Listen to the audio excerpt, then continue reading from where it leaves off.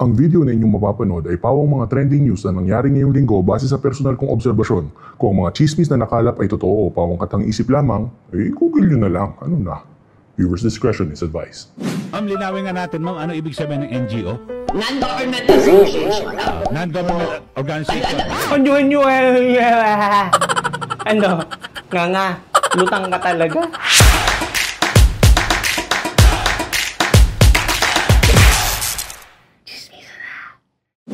Haters gonna hate. So let me be the one to say it. Na parang medyo yung mga loyalistang supporters ng mga Marcos ang nagiging kapalit ng mga dilawang kakampings ng mga Aquino. Parehas lang kasi silang sumasamba sa idolo nilang politiko. Hindi naman natin sila masisisi kasi biktima lang din naman sila ng ating bulok na sistema. Wala itong pinagkaiba sa mga diehard Duterte supporters. Pansin nyo? Pare-parehas lang tayo eh. Biktima tayong lahat ng bulok na sistema. Presidential system pa more. I just wish na one day makalaya na tayo sa ganitong estado. Sana balang araw ay hindi na tayo sumasamba sa mga tao o politiko. Sana dumating ang panahon na ikaw at ako ay maging loyal naman sa bansa natin. Kapakanan ng Pilipinas at bawat Pilipino naman ang unahin natin. At hindi puro personal na interest ng mga nagahari-hari ang politiko. Kuha mo? Naalala ko tuloy yung mga panahon ako isang OFW at walang paki sa politika. Basta ako nagtatrabaho dito, bahala kayo dyan magkagulo. Kasi tanggap ko na hindi na yun magbabago. Wala na akong nakikitang pag-asa para sa Pilipinas dati. Proud akong Pinoy, pero kinahihiya ako ang gobyerno ko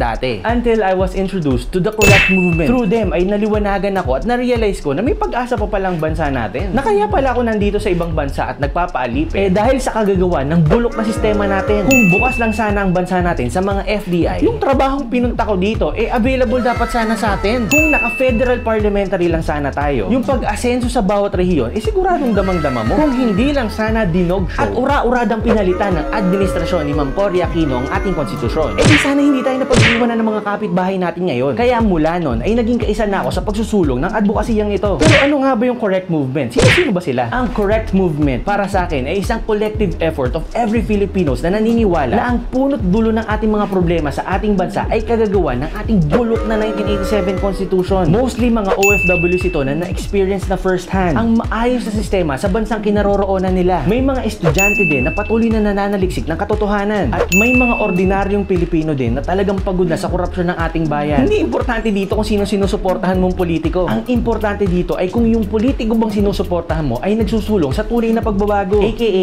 constitutional reform. Fun fact! Alam niyo ba Pilipinas lang ang gumagamit ng terminong chacha? Walang ganyan salita sa ibang bansa, mga beshi, kilabutan ka. It is heavily used by the biased mainstream media para pagdawanan ang ginagawang reforma sa konstitusyon nung panahon ni then President Gloria. In short, para siraan sa mga tao. Wala naman kasing social media nun. So kung anong mga biased na basurang balita ang sinasalaksak sa mga TV at radyo natin, yun lang ang magiging source of information natin nung mga panahon na yon. Ang technical term sa prosesong ito ay constitutional reform. At nung nalaman ng mga bossing nilang oligarchs na hindi sila makikinabang dito, kinundinan na nila ito at pilit na tinatawag na chacha. Going back, President Duterte is an advocate for constitutional reform. That is why I supported him. And in all honesty, kung sinuportahan lang ni Mama Leni ang reformang ito, pero biro di sana pinopromote ko pa siya dito. At when it comes to our incoming President BBM, as far as my research goes, he's in favor of federalism, he's in favor of parliamentary system, he's in favor of letting FDIs come in. So yeah, pro-constitutional reform siya. Hindi nga lang daw niya ito priority. Taliwas sa advice ni PRRD na dapat agad itong gawin para hindi na mabahiran ng issue ng term extension. Lalo kung ito ay gagawin sa latter part ng termino ng susunod na administrasyon. Kaya malaking bagay kung may susulong agad ito sa Senado sa pangunguna ni Senator Robin Padilla. At kung magkakaisa ang mga kongresista natin sa House of Representatives para itama ang sistema. At pag nangyari yun, mukhang tama talaga si PBBM. The real key is unity. So ano pang inaantay nyo? Tara na! Let's correct the Constitution. Okay, next. Ikaw yung mag-audition, no? Ang pangalan mo, Marco Lilit. Okay, pakita mo nga ako ng smile, ngiti. Paano? Okay, Okay. Sige, subukan naman natin na drama. Yung iyak. Action!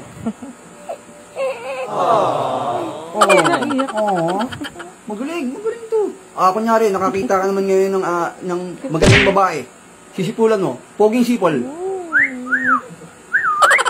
Nginitian ka ng babae. Paano? Okay ngayon, pakita mo naman ako ng ngiting John Lloyd. Yung papungay lang sa TV. Mga ngiting TV. Paano? Okay. Sino handler mo? Sino RM mo? Kakausapin namin. Okay? Sige. At kung kayo ay may mainit na chismis na gusto nyo pag-usapan o i-feature, i-post nyo yan sa ating Chismisan Facebook group. Silipin natin yan mga Mars. At bago tayo matapos sa ating video, ito na ang mga chismis ngayong linggo na hindi na kinaya ng aking powers na pag-usapan ng mahaba at gawa ng script. I hope you're ready kasi ready na ako para sa ating Chismis of the Week. Para sa una nating balita,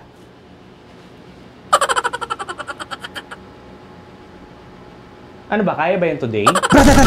Isang sasakyan na nato dahil illegally parked daw at ang may-aring babae ay umiiyak na nagsusumbong sa TikTok dahil hindi pa daw tapos ang kanyang rebond. Sana pinatapos nila ako rebond yung buhok ko, diba? Hindi pa ito yung buhok ko, guys. Skastakli, binato ng drinking bottle sa isang performance niya sa Aurora Festival.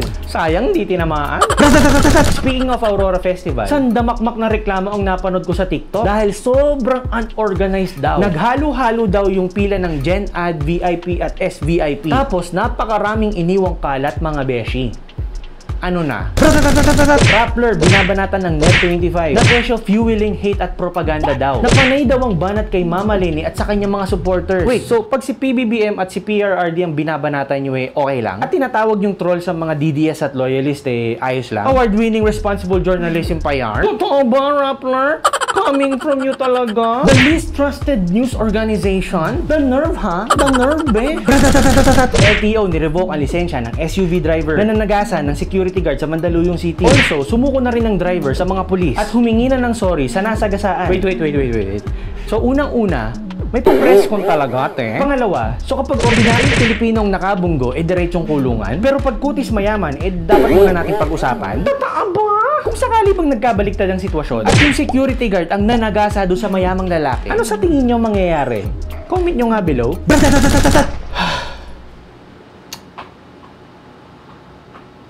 Ano na be? Binagsa ng mga tao ang muling pagbubukas ng Manila Baywalk, Dolomite Beach at agaw atensyon ng isang marker na nagkukumpara sa kanyang before and after. Isang simpleng reminder na isang mayor lang sa Davao ang katapat para manumbalik ang ganda ng dekada ng puro basurang tabing dagat. Tapos mananabotahay pa kayo, ha? Grabe. Sa araw ng inauguration pa talaga, dumagsa itong water lily. Water lily ba? Tama? Ay, hindi. Kangkong ito. Mga galawan nyo talaga no? Pag-inggit, pikit. Totoo, tunay at matatapos ang subway. Yan ang mga katagang binitawan ni Sir Art Tugade sa paghahanda ng underground construction ng Metro Manila Subway. Bagong ruta mula PITX hanggang Davao City. Binuksan na. More than 3,000 pesos ang pamasahe at kasama na dito ang mga Roro fee sa biyahe. Ano? Luzon to Mindanao road trip, ano? Philippine Air Force nagpasiklab sa Himpapawid noong celebration ng Philippine Independence Day. Kabugera! It's been a while nung huling may paganito ang Air Force, ha? Parang flashback lang noon, no? Sim, barabida, sim, barabida, sim, barabida, sim, barabida. Isa na namang aksidente ang naganap sa Real Quezon Port kung saan ay tumagilid naman ngayon ng isang barko at may mga nahulog na sasakyan. Sana naman this time walang nasaktan. Justin Bieber nag-anunsyo na titigil muna ang kanyang world tour dahil sa sitwasyon niya ngayon dulot ng Ramsay-Hunt syndrome na kung saan kalahati na kanyang mukha ay paralisado. Rest well, Pops. Rest well, Pops. Close kayo.